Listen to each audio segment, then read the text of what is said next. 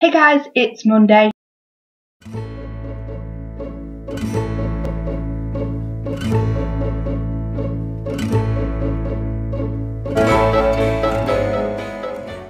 So today I'm going to be talking about the 3 different types of endings that both Tracy and Ali have identified. They are open endings, cliffhanger endings, and closed endings. With many novels, people tend to strive for a closed ending, which neatly ties up every little plot line in a novel. And I think Ali mentioned this in her video, and it's what most people like to do with their story, because they don't want to leave anything open to question. Series tend to use more of an open ending, where they leave a little bit of the story open for the reader to think about until the next story, as this leaves the reader asking a question and means they're more likely to read the next one.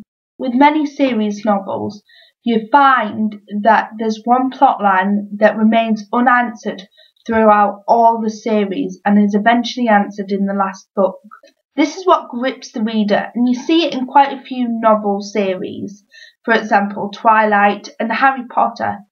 In Harry Potter, Voldemort keeps coming back, but he's not actually vanquished until the final book.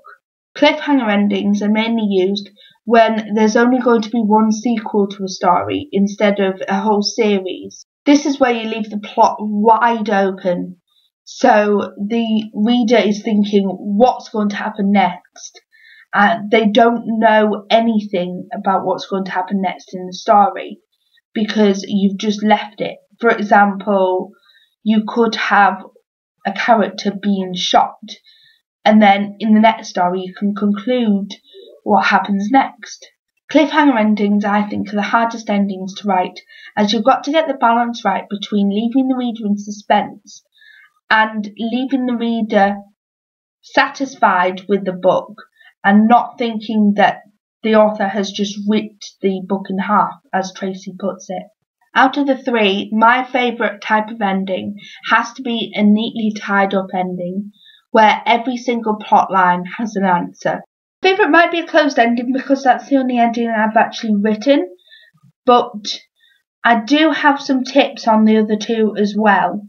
Like I said, if you're doing an open ending, try to make sure that you leave enough open to intrigue the reader, but not too much open that it feels as though you've split the novel in half and just abandoned it, because that's quite off-putting for a reader, and I've read several novels where they've done that, and it makes the reader less likely to actually go and read the next one.